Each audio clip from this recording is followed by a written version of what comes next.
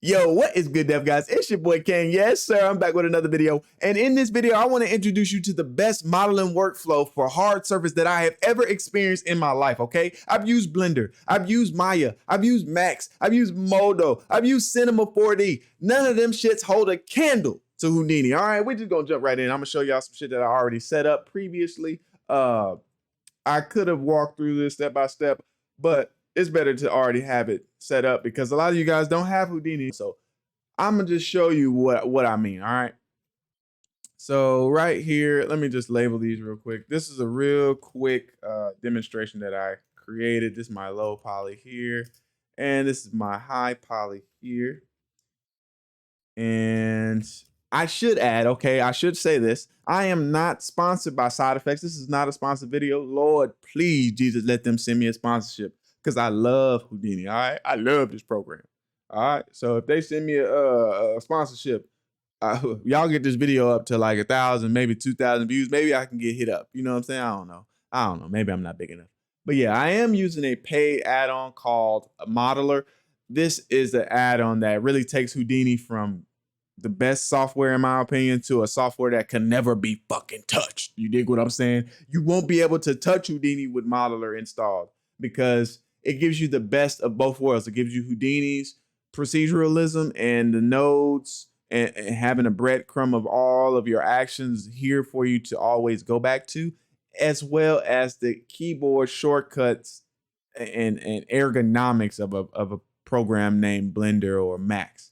So let's just jump right into this. I'm gonna turn on my wireframe so you guys can see the topology here. I'm also gonna go into isolation mode for just my high poly. And the way that this workflow works is you start with a curve. So we want to start with simple things. This way that we can always come back and edit this simple base. This is our backbone. This curve acts as the length of our object. So our object's length is whatever this length is on the grid. I'm not sure, 2 point something here. So we made our object's length be dependent on the length of this curve right here. And the reason we do that so that we can always come to this curve and say, okay, I want to change the length, change this. We don't have to go into edit mode and select a bunch of vertices and scale them. No, we just come here where there's two goddamn points on this curve, and we just move one of them, and that adjusts. And if I go ahead and show y'all what that's doing, let me come here to this Boolean side. If I show y'all what that's doing, all that's doing is just adjusting the length of this here whole piece of geometry. All right, so this workflow is undefeated. All right, it's undefeated. Nothing can touch this. You can probably do this in Blender. You can probably do this in other programs, but I've had the best experience with it in Houdini. So with this curve, we only got 2 points. So we need to add geometry, and we want to be able to add geometry. So there's this thing called a resample node here. In this resample node, if I turn on this points here, you see we go from 2 points to 8 points here. And what this does, I think that's 2, 4, 6, 8, 9 points. Okay, so somehow we got 9. I don't know how to count. What this does is these points are basically where our edge flow will be developed. So if I go back here, back to this, let's go back to the Boolean side. So if I was to reduce the amount of points here, my polybevel node gets messed up because my polybevel is dependent on the edge groups that I have selected here. So let me go to a node that's not affected by those edge groups yet. And even though the Houdini is procedural, there are some destructive things, but it's not really destructive. So let me show you what I mean. So if I were to change this segment, you see here now we have a different amount of topology here. And for my polybevel, since it's working on a group selection, all I have to do is just go in and reselect the group. All right, it's not that hard. All right, so I just reselect the group that was supposed to be used for the bevel. I know what edges I wanted to bevel, so I just go in and let me select the correct edges here. Just go in and reselect the group there. And we got that bevel back. And now you see this bevel's messing up because this bevel was also dependent on the groups. So you just go back in and you just reselect the groups. So it's that simple. You don't lose all of your bevels or anything like that. It just very much depends on the groups. So with that, I kind of messed up where I was. So let me just Control Z and go back all the way to where I had my 8 segments, and now we're here. And oh, what we're dealing with here is the ability to always change something, even if it breaks something. As long as you know that these two are, and usually we would color these red here, and that'll let you know that, hey, at this point, something could break if you change anything above it. And going on down, all of this is like I said, these are all dependent on group selections. So they can also be given a procedural nature as well. I just didn't set that up for this project. It would have been a little bit too much work just for this demonstration here. Let me turn these points off. Oh, those are normals. So yeah, you can even set up a procedural group selection so that you select a group procedurally. And that way, if you ever change the topology, that group will be selected procedurally. So it will never change. And that will make your entire Houdini line of nodes here procedural, which is crazy. All right. That's crazy to never really have to double check things.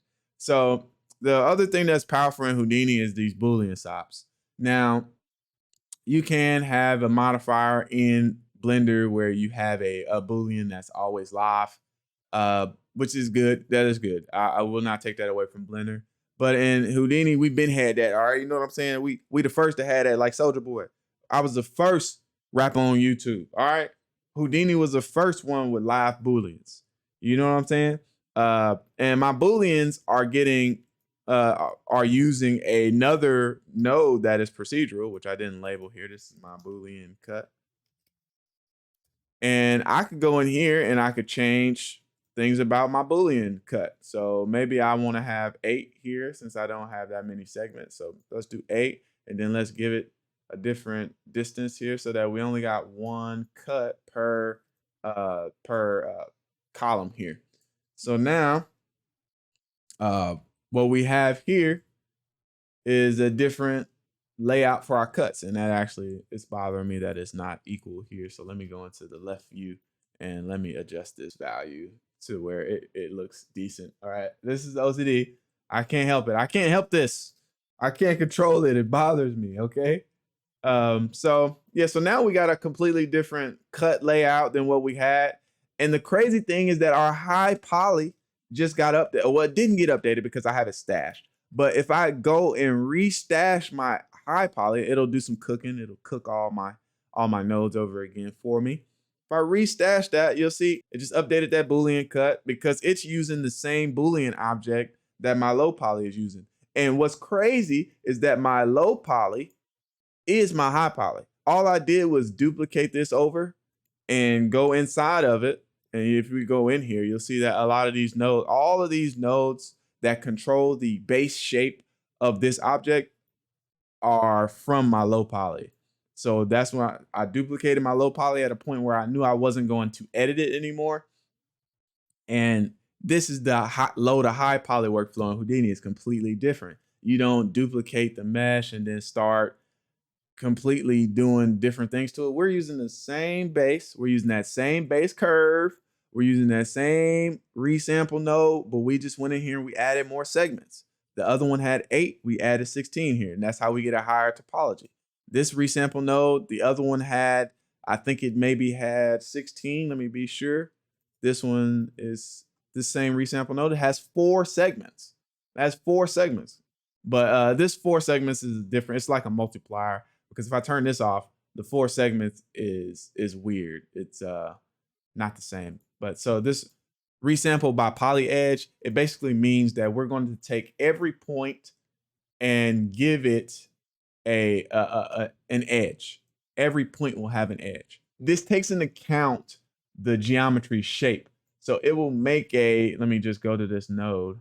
It will make a point where you need to have topology to get the shape that you need. So if I turn this off, you'll see that that's the 4 points here. So if we drew a curve like this with just 4 points and then we resampled it by polyedge and made it a subdivision curve to get that curve, it would automatically just say, okay, I need this much topology to create that shape. And that takes a lot of stress out of you thinking about topology.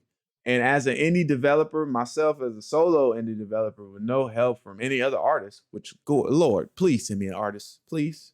Um, I gotta think about ways to minimize the amount of manual labor that I'm doing inside these programs. So this is a beautiful node right here. This resample node just takes a curve that you drew and adds more topology, and then this topology gets used as if we go here to our sweep node, this topology gets used as the columns here. So now we got 16 columns, or however many columns that, oh no, it gets used as the rows. I'm sorry. So however many rows we have here is dependent on the topology of the points in this curve resample node here. So yeah, it takes a lot of the hard stress work out of doing modeling here. Back to our high poly. So our high poly, it just amplifies those values. We just turn it up. It's high poly. We turn it up. We want to get better curvature. We want to get a better silhouette. We want everything to look better, but we still want to maintain that base shape, which it does. If you look real close, you can barely see, and my shit is clipping. You can barely see the difference between the high poly. This is the high poly with all these polygons, and this is my low poly right here, just sitting in there all sexy and whatnot. All sexy. But yeah, you can barely tell the difference because we maintain the same shape because we're using the same shape. So we do everything the same except for this normal here. I had to take this out. And that's the thing about Houdini. Everything is a modifier. So you know how in Blender you can turn off a modifier, or in Maya you could disable a modifier in your modifier stack. All you do in Blender is just tell a node to bypass. We don't want you to calculate, and that'll be like turning off the modifier. And so we got this node here called Voxel Mesh, and this voxelizes a mesh to have a crazy amount of polygons here. We look at it. This is a crazy amount of polygons here. And what's crazy is that it makes perfect polygons everywhere. That's the crazy thing about it. It's like a quad remesher, but you're doing it for a high poly. And we basically set some settings up in here. Let me isolate so we can see the smooth edges. And let me turn off my wireframe. We basically set some settings up in here to where we get smooth, rounded edges here on everything, and we get smooth, rounded edges here on our Boolean cuts. Because if we go back to our low poly here, let me get in here. Let me isolate this bad boy. You'll see that our Booleans are hard, very hard edges here. So yeah. So another thing that we could do is we could make our entire Boolean cut. We can make that a high poly version too and add more bevel divisions here and get a better rounded edge on our high poly. But you see that that voxel mesh shop really does give us a nice rounded edge here. You can see some kind of faceting here, but the player will not see that, especially once you throw a texture on this. So everything is live. Everything is cooking. We've got our high poly. We got our low poly. We stashed it. Let me restash it here just to make sure. We stashed it into a stash node to make sure that Houdini doesn't process it every time we open up this node. And all we do is export it as a FBX somewhere. And same thing with the low poly. We export it out as FBX, but I didn't even tell y'all that I didn't manually do UVs. I automatically did UVs, and I want to show y'all these UVs, man. If I go to my UV, let me come back here.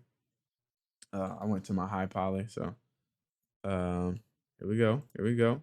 Uh-oh, are we? Uh-oh. We did something. We did something to our high poly. That's why I was cooking. Let me get rid of that. Get rid of this node right here. Yeah, delete that. We don't want that. So yeah, if I go here, let me turn off my high poly. go into my low poly, isolate it. I didn't manually do UVs. And the thing about it is I could manually do UVs. It wouldn't be too hard to go in here and select the edges that I want as my seams. But in Houdini, you don't really need to do that, because if it's a hard surface object and you're doing substance paint or texturing, you really don't really need perfect UVs. You just need good, decent UVs. So if I go to my UVs here, you see these UVs, man. This is an automatic generation of UVs here. This is automatically generated. I didn't put any of these seams. A Houdini algorithm figured this out for itself and set up these seams. Now, you will see some defects inside of Substance Painter when we get there, but honestly, for the amount of work that I manually put in, the result is like outweighing that. And if I wanted a perfect result, I can easily come here and drop a node that allows me to manually set the seams myself. So we give it normals here. Let me go back to my perspective. And we give it normal so that we kind of have a smooth surface here, so we get a good bake. And then we export it out as a FBX. And then we go into Substance Painter and we bake out our high poly to our low poly, and this is the result of that. So if I let me get this full screen here. And my layout is kind of not allowing me to really show the glorious texturing here. I'm not the best 3D texturer, or texture artist is what the name of that is.